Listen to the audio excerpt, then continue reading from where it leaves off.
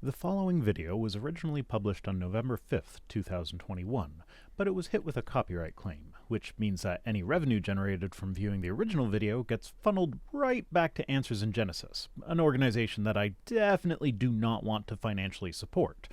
As my video is a critique of the original and is in no way meant to replace it, it falls squarely under the fair use defense. But since fair use is a defense rather than an offense, it's much easier for me to just republish the video while taking measures to avoid the automatic copyright detection rather than fighting the claim on the original video. So with that in mind, I have done my best to remove their background music, but since it is so loud in the original, there are times when Calvin sounds like he's on a Zoom call over dial-up internet. Sorry about that. Please enjoy. Hello and welcome to my channel, Rhino here. Today I'm looking at another video from Answers in Genesis Canada. This one is about why dating methods are often inaccurate. And if I were to guess, my guess would be that they are mostly only inaccurate either when a researcher is attempting to figure out the limitations of a particular dating method and so is pointing out scenarios in which that method won't work, or when a creationist is taking advantage of these known limitations to date samples using the wrong method, or while not accounting for known contamination, or dating xenoliths or something like that. So let's see!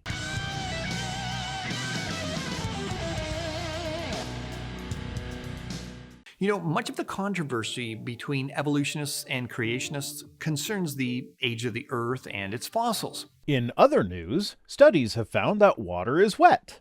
Actually, that's not quite true. Technically speaking, water is not wet. It makes things wet by sticking to them. But you know what I mean.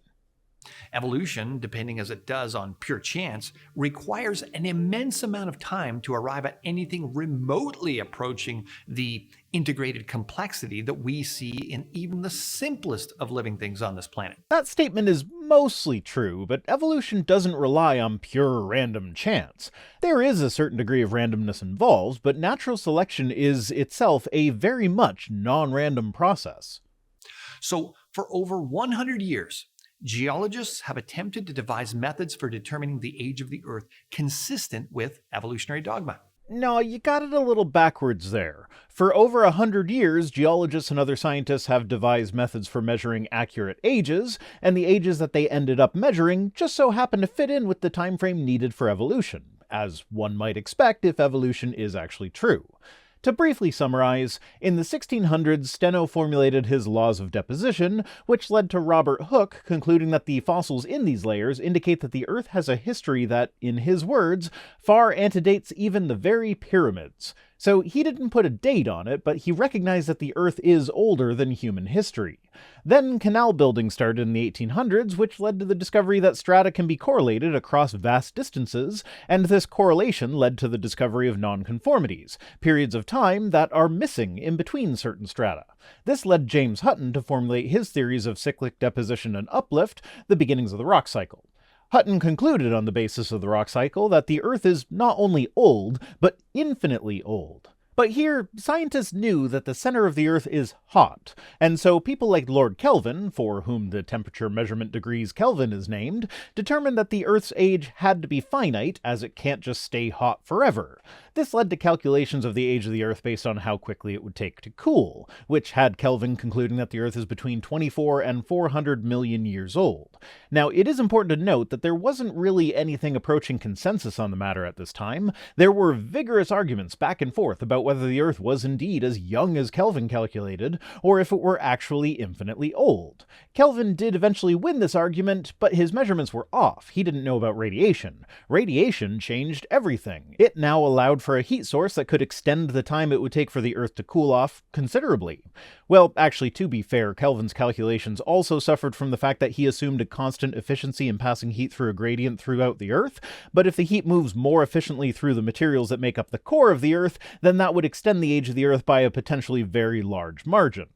But that's kind of beside the point. With radiation, we now have another source of heat that keeps the Earth warmer for longer, and on top of that, we can use it to directly date the rocks themselves, to measure how much time has passed between now and when the rock last solidified.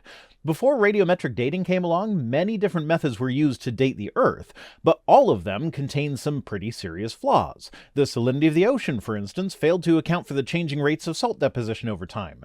Radiometric dating eventually led us to narrow in on the current age for the Earth, which is approximately 4.5 billion years. It's not likely to change from here unless some future discoveries are made that end up overturning the majority of what we know about geology.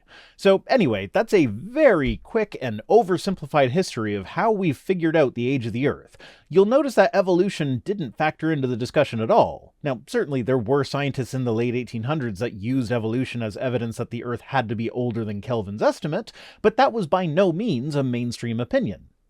Now, understand that when Darwin's Origin of the Species was published, the Earth was scientifically determined to be about 100 million years old. Well, that was one of the mainstream opinions on the matter, but there was still plenty of geologists around at the time that were advocating for an infinitely old Earth. So, rather than presenting it as though it was firmly believed by all to be 100 million years old, it would be more accurate to say that it was a range from 24 million years to infinity and beyond. Sorry, I just saw the trailer for the new Buzz Lightyear movie and couldn't resist. If they think they're gonna trick me into watching it just by using an epic remix of Starman for their trailer, then let me tell you, they're probably right. I love the trailer even though I could tell it was blatant manipulation, and I'll absolutely watch what is going to inevitably be a mediocre backstory movie. Yes, I know that people like me are what's wrong with cinema nowadays. Back to you, Calvin. But by 1932, it was found to be 1.6 billion years old. I actually can't find that number in any of our date estimates, but I don't see a precise date for when we figured out that the Earth was 4.5 billion years old, but I'll just grant it for argument's sake. This is exactly what science does. As it gets better and more precise tools, we can use those tools to take better and more precise measurements, all the while performing better and more precise calculations on those measurements. So while in the 1800s the generally accepted age of the Earth was about 100 million years old, you could still find plenty of well-respected scientists advocating for much older ages. But as time went on, there was more and more agreement until basically all the scientists working in relevant fields now agree that the age of the Earth is 4.543 billion years old, plus or minus 50 million years. The fact that, off the top of my head, I could name the majority of the scientists in relevant fields who disagree with that assessment says something about the strength of that consensus. In 1947, geologists firmly established that the Earth was 3.4 billion years old, and finally in 1976 they discovered that the Earth is really 4.6 billion years old. Not rediscovered or discovered, but rather honed in on the correct age. And no, it wasn't 1976. There are papers from the 50s that peg the age of the Earth at 4.5 billion years old. But remember, science is generally progressing this whole time. This would be like measuring the length of something. At first, we don't have any measuring tools, so this thing is one of my fingers long. But different people have different sized fingers, so they get different measurements. So we standardize and cut a stick that will be the agreed upon length that we will call a finger.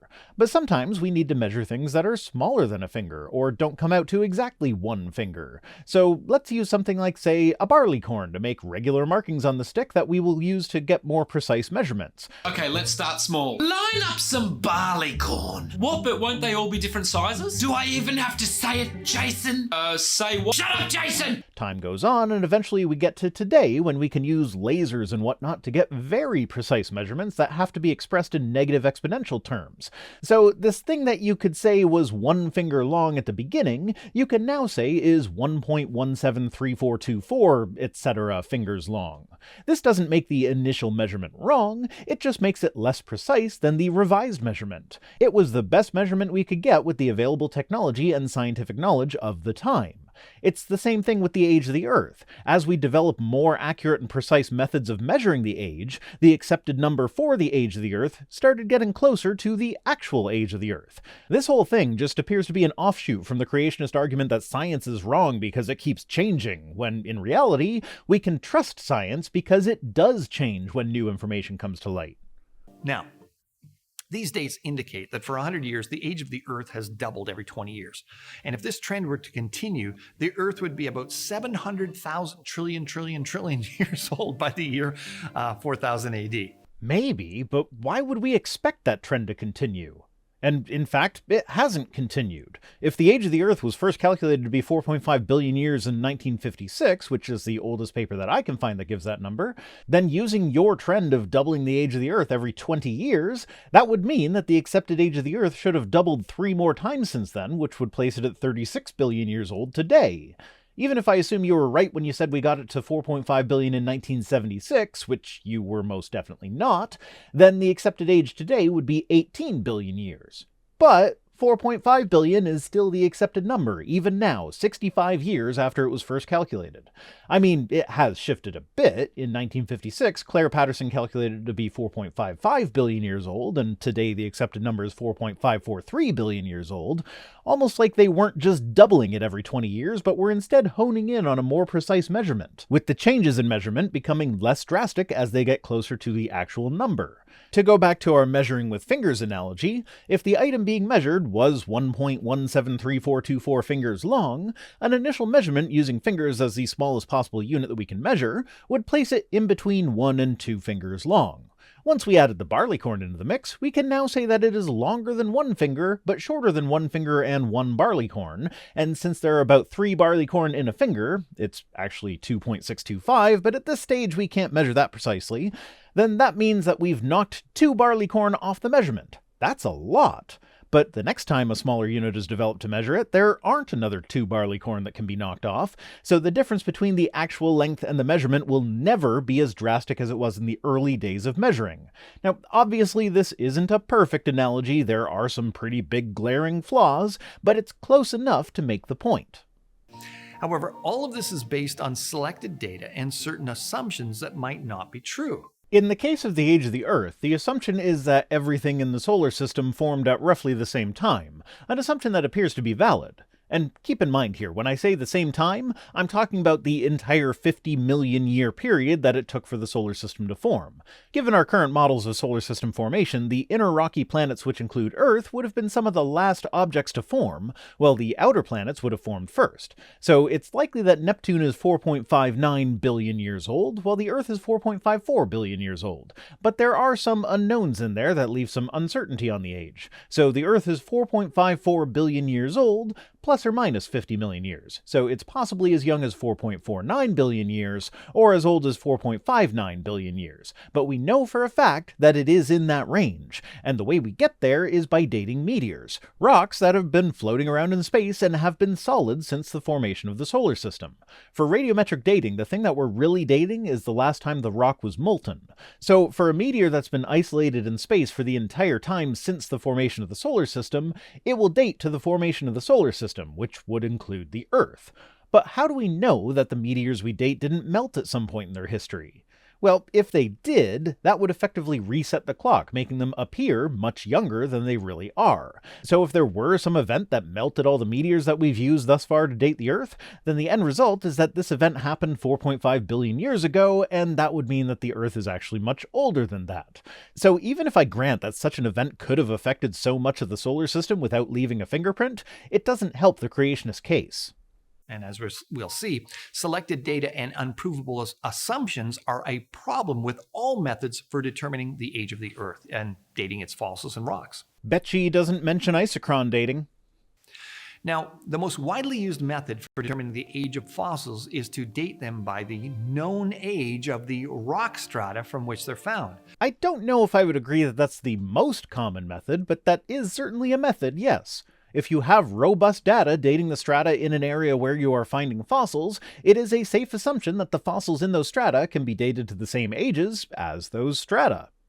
And on the other hand, the most widely used method for determining the age of the rock strata is to date them by the known age of the fossils they contain. Well, again, I'm unsure if this would be the most common method, but there are certain organisms that are easy to identify for which we know their date ranges. So if we're not sure of the age of a layer of rock, and we find a particular fossil in it for which we already have robust dating data for that species' temporal range, then we know that that rock has to date to a time when that organism existed. Of course, This is an outrageous case of circular reasoning. If those were the only methods used, and both the dating of fossils with rock layers and the dating of rock layers with fossils were used in the exact same location and with the exact same species of fossil, then yes, that would be circular reasoning. But like I said, there needs to be robust dating data for one of these items that comes from other sources before either is accepted. And my understanding is that usually using index fossils for dating rock layers is seen as a method for getting a preliminary estimate for the age, which will be figured out more precisely with other methods later. And geologists are well aware of the problem. It would actually be way more shocking if geologists were just somehow completely unaware that using those two dating methods to the exclusion of all other methods would be problematic. As a matter of fact, J.E. O'Rourke, for example, conceded this in the American Journal of Science. The intelligent layman has long suspected circular reasoning in the use of rocks to date fossils and fossils to date rocks. The geologist has never bothered to think of a good reply, feeling the explanations are not worth the trouble as long as the work brings results. That quote is the first sentence of the article Pragmatism versus Materialism in Stratigraphy. It's not a particularly well-written article, and I'm not going to read through the whole thing to try and parse out what point he was trying to make, but really, the main problem with using this quote to point out that using index fossils is circular reasoning is right in the quote as AIG presents it, feeling the explanations are not worth the trouble as long as the work brings results. In other words, it's not saying that using index fossils to obtain dates is actually a circular process, it's pointing out that to a layperson who isn't intimately familiar with geology, it appears to be circular, and geologists hadn't up to that point bothered to give an explanation aimed at laypeople as to why it wasn't circular reasoning, instead just being satisfied with the fact that it works. So this isn't a criticism of the practice of using index fossils, it's a criticism of geologists who didn't seem to be concerned with explaining why it works, leading to creationists like you using it as an example of circular reasoning when it's not. You see, in the circular dating method, all ages are influenced by evolutionary assumptions about the date and order in which the fossilized plants and animals are believed to have evolved. Nope. There is way more to it than that. Only fossils that meet certain very specific criteria are used as index fossils, so not just any fossil will end up being used to date the rock layer. And when we date the rock layers using other methods, we see the pattern of evolution. If the dates had come up differently, then the index fossils would be used for different dates than they are. We don't reorganize them to make them fit with evolution. Besides, doesn't AIG accept the general order in which the fossils appear? Aren't there a bunch of articles on AIG's website attempting to explain why the fossils appear in this order? So, if we all agree on what order the fossils are in, why would you complain that sometimes we use the known order of fossils in relative dating methods? Isn't that exactly what AIG does when they say that certain species died in the flood earlier than others? Sure, they get the time frame completely wrong, but it's still a relative dating method. It's just relative dating done poorly. Now, most people are surprised to learn that there is, in fact, no way to directly determine the age of any fossil or rock. Well, that's just not true. Igneous rock can be, and is often, directly dated. Metamorphic rock can be directly dated, but it's more difficult than igneous rock because the process of metamorphism can take a long time, and so there will be crystals within the rock that are different ages. Sedimentary rock is more difficult still, but sometimes it can be dated directly. Electron spin resonance dating can be used on rocks, fossils, and artifacts that are less than 1 million years old, and it's most definitely a direct dating method. Now, we are currently 2 minutes and 58 seconds into this video with 2 minutes and 58 seconds left to go, so at exactly the halfway point of this video, the only dating method that Calvin has brought up is the use of index fossils in stratigraphy, and he doesn't seem to have even a basic understanding of how they work. This does not bode well for the rest of the video. The so-called absolute methods, radiometric methods, actually only measure the present ratios of radioactive isotopes and their decay products in suitable specimens. Pray tell, Calvin, where do these isotopes and decay products exist? In the rocks that are being dated. It's not some external thing, they are literally a part of the rock. No naturally occurring rock is perfectly pure. There are going to be things mixed up in whatever material is forming the majority of the rock. These things are a part of the rock when the rock forms. So to measure these things is to measure a property of the rock itself. So yes, this is directly dating the rock. not their age. Their age is a calculation based on these measurements. The better the measurements, the more accurate the age calculation. These measured ratios are then extrapolated to an age determination. And this extrapolation is based on the fact that an unstable, a radioactive, chemical element called the parent isotope breaks down at a presently known rate to form a more stable daughter isotope. A presently known rate that is not known to be capable of changing. We have good reason to believe that decay rates are constant, and we have zero reason to believe that they are not. But surprisingly to many, the most commonly known by lay people, radiocarbon dating, C14 dating, is actually of little use to evolutionists. Carbon-14 dating is of great use. But I suppose it depends on how we're defining evolutionist here. That seems to be a word that creationists use flexibly to just mean whoever I don't like at the moment, because I imagine that most scientists who make use of carbon dating accept the theory of evolution, and so could be called evolutionists, but I think you're trying to cast doubt on geologic ages here, so I feel like this iteration of the word evolutionist is aimed at geologists or paleontologists, who, while they do still use carbon dating, use it less frequently than, say, an anthropologist or an archaeologist. First, no rocks and relatively few fossils contain measurable quantities of carbon of any kind. Limestone, coal, diamonds. These are 3 examples of types of rocks that contain large amounts of carbon right off the top of my head.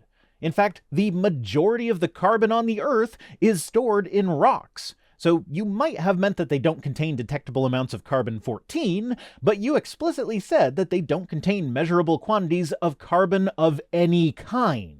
At best, this is just an example of you being massively ignorant, and this can only hurt your case, as any creationist that uses this video as an educational tool will be shown very easily to be demonstrably wrong by anyone who knows what a frickin' diamond is. And second, because of the short half-life of C14. Yeah, carbon dating is only useful up to a maximum of usually 50,000 years, with the possibility in ideal scenarios of dating items up to 100,000 years old.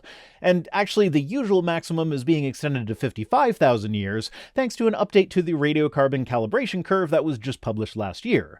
This is one of those things that creationists like to pretend will be devastating news to anyone who accepts evolution, because for evolutionary timescales we need to go back millions of years, which is what the other dating methods are for. This is one of many. And on top of that, if carbon dating were the only reliable dating method that we had, it would still be enough to conclusively disprove young Earth creationism, on account of being able to date things consistently and reliably that are tens of thousands of years old. Well, if creationism were true, we wouldn't be able to date anything older than 6,000 years, because there wouldn't be anything older than 6,000 years. The radiocarbon method can only date specimens up to about 50,000 years of age. Which is 8 times older than what would be possible if young Earth creationism were true. So, thanks for proving my point? Though, surely he'll get around to explaining how the flood did something to mess up the dates, whether it be changing the decay rate of carbon or adding extra carbon. Depends, but no matter what, if something changed during the flood that made all of our dating methods agree with high levels of accuracy on old ages like they do, then that had to be God doing that on purpose to make the Earth look older than it is. Why would God behave deceptively like that? But also, now that I've seen to the end of the video, he doesn't actually explain this. He just points out that carbon dating works up to 55,000 years and then pretends like that's perfectly fine with a 6,000-year-old Earth, because we have 50,000-year-old things that are verifiably 50,000 years old on a 6,000-year-old Earth, and that's okay, I guess? Essentially, nothing of evolutionary significance is believed to have occurred in this short time frame. That's not true at all. Well, I suppose it depends how you're defining significant, but human evolution hit a bunch of important milestones in that time period. The mutation that allows us to drink milk without getting sick, for instance, is only about 11,000 years old. Populations of people who depend on free diving for their livelihood have developed larger spleens, a development that allows their blood to stay oxygenated for much longer while holding their breath. The average spleen size among the Bajau people of Indonesia is about 50% larger than for people who don't basically live off free diving, a development that is likely happened in just the last few thousand years. But of course, these are the kinds of things that creationists dismiss as just being microevolution, completely ignoring the fact that these are the exact kinds of gradual changes that add up to bigger changes down the road. The most commonly used radiometric dating, methods for dating geological specimens are potassium argon, or uranium lead, or strontium to rubidium. All three of these decay processes have half-lives measured in billions of years. Okay, there you go. So yeah, we have reliable dating methods that can get us back to millions and billions of years. So the Earth is not young. We win. But again, none of these methods can be used directly on fossils or the sedimentary rock in which fossils are found. I mean, they can be used on the sedimentary rock. It will just be dating the individual grains of rock rather than dating the rock as a whole, because sedimentary rock is, by its nature, made up of a bunch of smaller rocks. Since radiometric dating methods give us the date of the last time the rock was molten, dating a sedimentary rock whose constituent grains did not have to become molten in order to form that rock will tell us when they formed as part of the igneous rock that eventually broke down to become a part of this sedimentary rock, rather than giving us the date for that sedimentary rock layer itself. This can actually be quite helpful, as a sedimentary layer cannot be older than its youngest grain, so we can put time constraints on the formation of a sedimentary layer. But also, you're wording things in a very slippery manner here. Technically, what you said is mostly true, but it leaves out the part where we can directly date igneous layers with these methods, and there are types of sedimentary layers that can be directly dated with radiometric methods, like volcanic ash. Because volcanic ash is formed in a volcano, it is igneous rock, but because of how it falls, it behaves like a sedimentary rock. As geologists are sometimes fond of saying, it's igneous when it goes up and sedimentary when it comes down. So if a fossil is buried in volcanic ash, we can directly date the ash layer. But also, you seem to be obsessing with fossils here. We can't directly date the fossils using these radiometric methods, which isn't entirely true, it can be done in some instances, but even if I grant that, you're ignoring the fact that our dating methods for igneous rock layers can accurately measure ages into the billions of years, and we have found zircon crystals that are over 4 billion years old. So, fossils be damned, the Earth is old, which leaves us with plenty of time for evolution to happen, even if we could never be sure of the precise ages of the various fossils. So, all radiometric dating, with the exception of carbon dating, must be done on igneous rocks, which are rocks solidified from a molten state, such as lava. Oh, okay. I wasn't expecting him to actually admit that at this point, but here we are. Now, how does that square with the young Earth? And these radiometric clocks begin keeping time when the molten rock solidifies. Since fossils are rarely found in igneous rocks, one can only date lava flows that are occasionally found between layers of sedimentary rock. Yes, and then we use relative dating to work out the rest. But the problem with all radiometric clocks is that their accuracy critically depends on several starting assumptions that are largely unknowable. Okay, I don't think he's going to do it, so I'm just going to pop in here to talk about isochron dating as a method of checking these assumptions.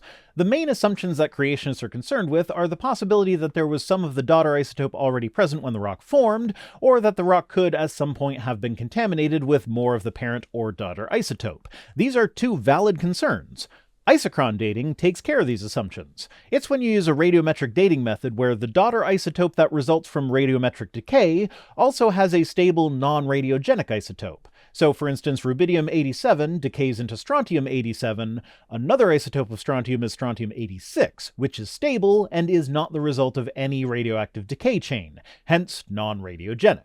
When a mineral is forming, it does not discriminate between the different isotopes of the same element. So if there's any strontium present when the rock is forming, strontium-86 and strontium-87 will both be included in the rock at the same ratio that they existed in that environment. So if when the rocks are forming there are 5 particles of strontium-87 for every particle of strontium-86, then the rock that forms will begin its life with 5 parts strontium-87 for every 1 part strontium-86.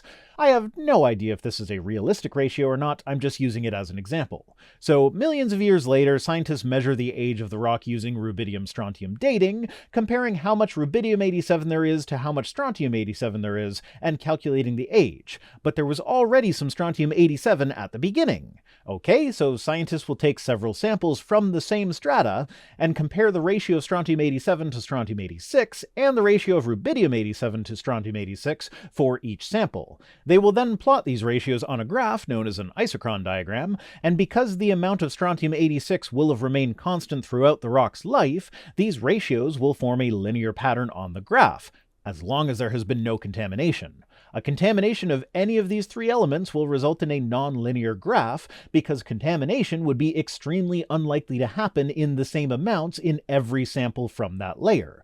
So it's essentially a self-correcting calculation at this point. For a more detailed explanation, including example graphs and a reference to the cha-cha slide, see my Evidence for Evolution dating methods video. That one or more of these assumptions are often invalid is obvious from the published radiometric dates, to say nothing of the unpublished dates, found in the literature. I assume that when he's talking about the published dates, he's talking about things like lava flows where xenoliths are dated and found to be older than the lava flow, on account of them being xenoliths, which are rocks that didn't melt into the flow and so are necessarily older than the flow. That's a favorite creationist trick. Show that we can date xenoliths from a lava flow of known age to older than we know the lava flow is, and then act as if all the dates from these xenoliths came from scientists attempting to date the flow itself, using methods that wouldn't be accurate for such a young flow anyway. As far as the not to mention the unpublished dates quip goes, I'm not sure what that's referring to, except to guess that this is him accusing scientists of choosing not to publish dates that they don't like. I'd need to see an example of such a practice, but of course this is just one of those places where creationists like to assert things without anything to back up their claims. So why are dating methods often inaccurate? Well, it's because it's become something of a dating game, in which only the evolutionary correct are allowed to play. Okay, but you literally pointed out several times throughout this video that we can directly date igneous rocks, and you glossed over the fact that carbon dating is one of the most accurate dating methods there is, which goes back tens of thousands of years longer than it should be able to if young Earth creation is correct. You didn't even get into explaining why you think these dating methods are inaccurate. You just heavily implied that scientists don't publish the data that they don't like without providing anything that would support such a conclusion. That's it for this one. Today's comment of the day comes to us from Victor de Jong. I assume I'm saying that right, that the J is supposed to be a Y sound, otherwise it's Victor de Jong, who says, "The argument from the second law of thermodynamics is refuted with every breath it is uttered with." Right? In order to make the argument against evolution using thermodynamics, you have to ignore the fact that the entropy always increases thing only applies to isolated systems. If it were just generally applicable to everything, then literally no process of life, including breathing and talking, would be possible. Thanks for watching. Remember to head on over to vicerhino.com/donate to help with my annual holiday fundraiser for Project Share. I set up the fundraiser through an organization called Canada Helps, so because you're giving directly through them, you get a tax receipt, and I never see a penny of your money. It goes straight to Project Share. As of this recording, I've only just launched the fundraiser, and we've got quite a ways to go, but if it keeps going at this rate, I'll definitely have to put in my $250 match donation by the time you're seeing this video. Future Rhino cutting in, I did indeed have to put in my $250 match donation within minutes of me recording that I hadn't yet put in my $250 match donation, so well done, let's keep up the pace. Just pretend I'm a time traveler here, from the past, before I know how awesome you all have been during this week. And if you haven't been awesome, then you're making the baby Jesus cry. Wait a minute, no, you're atheist. That might be a good thing. Okay, if you give to a charity fundraiser run by an atheist, that'll make the baby Jesus cry, since he's a character in a book that literally says that all atheists are incapable of doing good things. So donate to charity through my fundraiser to make the baby Jesus cry. That's how we'll win the war on Christmas. Thanks to this week's PayPal hero, Patrick. Special thanks as always to my patrons, Jeffrey Dahmer, Mark McManus, Mark Ketchum, Clint Eastwood, Lynn Dobbs, and all the rest, who are the volcanic ash that dates the fossil that is my channel. If you'd like to be igneous on your way up but sedimentary on your way down, you can join us on Patreon for as little as $1 per week over at patreon.com/vicerhino. But if you only have the $1 and it's a choice between me and Project Share, give it to Project Share. Links to social media, all the ways to support the channel, and to my other projects like my podcast with my daughter can be found at links.vicerhino.com. If for whatever reason you want to send me stuff, my P.O. Box address is in the description. See you next time!